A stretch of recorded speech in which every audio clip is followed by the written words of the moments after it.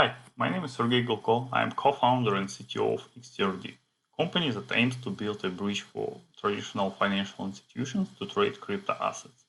I spent a decade as the CEO of my own software development company that actually builds trading systems.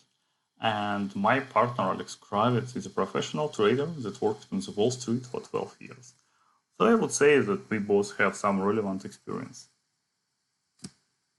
As you're reading crypto-related medias, what I'm sure you do, you probably noticed that the part of the rhetorics are circling around when institutions are coming to crypto. And of course, it means when they start trading crypto more actively. We have our own theory about holding back big guys with the deep pockets. First of all, it's exchanges itself. Exchange is a place built on trust. Sure thing, you might have some shady participants on the other side of the trade, but it's up to exchange to handle it. Answer one simple question to yourself. How many crypto exchanges do you trust? I'm not saying that all of them are committed to wrongdoing, but I'm betting that your list will be very, very short. Believe me or not, but primary purpose of the exchange is to match buyers and sellers. No more, no less. But right now, they are onboarding clients by running own KYC/ML procedures. They're holding clients' money, fiat or crypto, and they are self-regulated. So you have no guarantees or protection if something went wrong. Another upside-down thing is market making. In our world, market makers are asking exchanges for cooperation. They're pursuing clients. In crypto, everything is different. Exchanges are constantly looking for the quants to do the market making, otherwise they don't have a volume. I know that things are a little bit faster. Okay, it's hyper accelerated in crypto comparable to the traditional finance, and people want to speed up. So it's like a shortcut. Get a market maker, get to the coin market cap, and finally get to the moon. And now my favorite topic, technological aspects of trading. I usually like to complain that the 90% of all exchanges are running on the REST on the API, where you should pull the data with a 1 second interval. It's kind of weird in 2018. Life itself, and especially trading, is way more dynamic, and you cannot reliably trade by constantly asking exchange, hey, how the orders book looks like. But the REST API itself is not a problem. Problem is that each exchange created their own API, and of course they are not compatible to each other. Things are different in traditional finance. This is a very interconnected world thanks to the common rules and standards. And one of the keystones is a fixed protocol.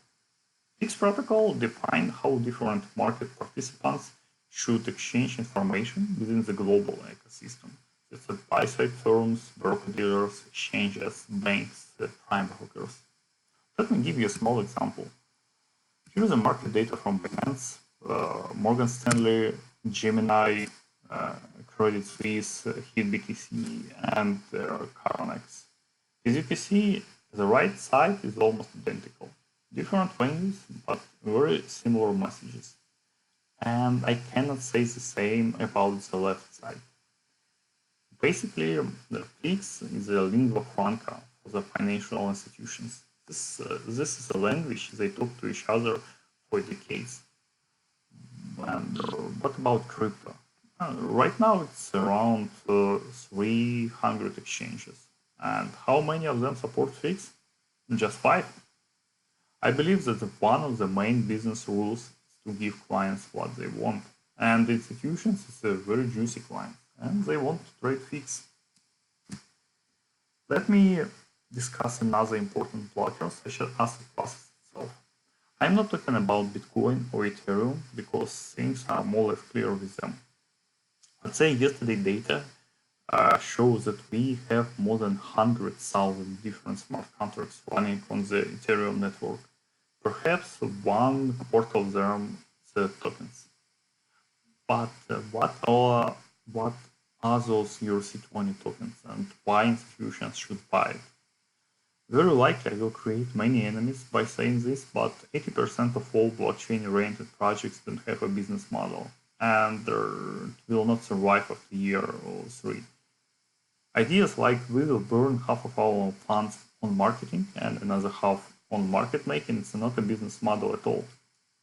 And like a cherry on top, take a look how all these tokens are structured. It's no equity, no voting rights, or profit sharing participation. Parent companies registered somewhere on Bahamas or Cayman Islands, and there you will have like a full picture. So big guys will never play this game, and we believe that the security tokens could become a game changer. So I think it's a good time to stop being so negative and explain what XTRD are doing.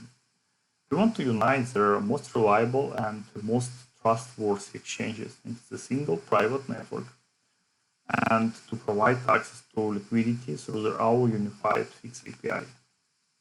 We will deliver your orders right to the exchange using our private internet lines, what means that you can trade more faster and more secure. XTRD servers are not accessible over the public internet. So the only one option to start using our services is to cross-connect or collocate with us in a major financial hub, Equinix. Right now, we have a point of presence in NY4 data center, but we will expand to Europe and Asia shortly. And of course, all our services can be paid in XTRD token. Worth to mention that XTRD is an active member of fixed trading community, and especially their digital currency and blockchain working group.